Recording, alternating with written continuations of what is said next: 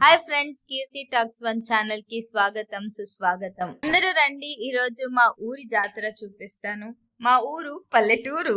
ఒక దేవుడు వేలాది మందిని ఒక చోటు చేరుస్తాడు అంటే అది దేవునికి మాత్రమే సాధ్యము. అదే నరసింహస్వామి.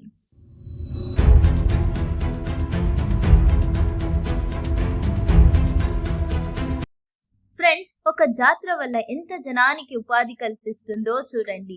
బెలూన్ అమ్మే వాళ్ళ దగ్గర నుంచి ఐస్ క్రీమ్ అమ్మేవాళ్ళు, కొబ్బరికాయ అమ్మేవాళ్ళు, పూలు పండ్లు అమ్మేవాళ్ళు, ఎందరికో ఉపాధి కల్పిస్తుంది ఈ ఒక్క జాతర. చాలా పురాతనమైన మరియు శక్తివంతమైన కొద్ది దేవాలయములో మా ఊరి శ్రీ లక్ష్మీ నరసింహస్వామి దేవాలయము కూడా ఒక్కటి. ప్రతి సంవత్సరం జూలై నెల 12వ రోజున జరిగే ఒక్క జాతర. చుట్టుముట్టు 30 గ్రామాల జనాలు చేరే ఈ జాతర ఈ నరసింహస్వామి జాతర. కుల మతాల అతీతంగా జరిగే జాతర ఎక్కడుందో తెలుసా?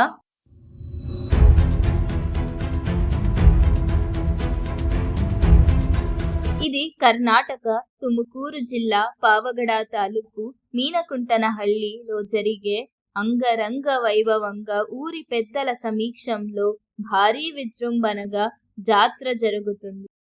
కొన్ని దశాబ్దాలుగా జరిగే జాతర ఇది. మేము చిన్నప్పుడు ఎద్దుల బండి కట్టి తిప్పేవాళ్ళం. వందలాది ఎద్దుల బండీలు ఉండేది.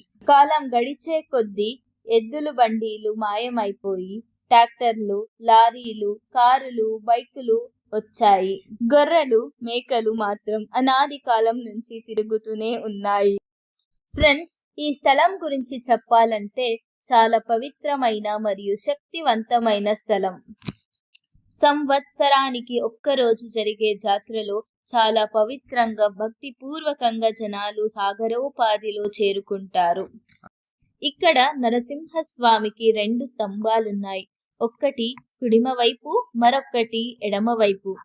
ఒక్కసారి చుట్టుపక్కల గ్రామాలకి మహమ్మారి వచ్చి ఊరి జనాలని మరియు గొర్రె మేకలని బలి తీసుకుంది.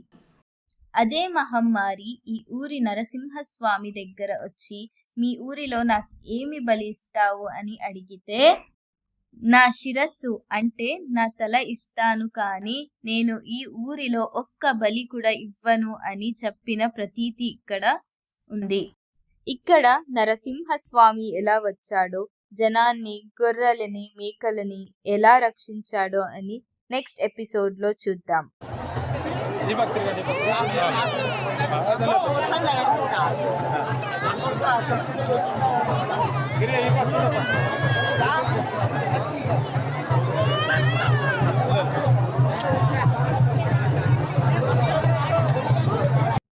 ఈ వీడియో మీకు నచ్చిందంటే లైక్, షేర్ అండ్ సబ్స్క్రైబ్ చేసుకోండి.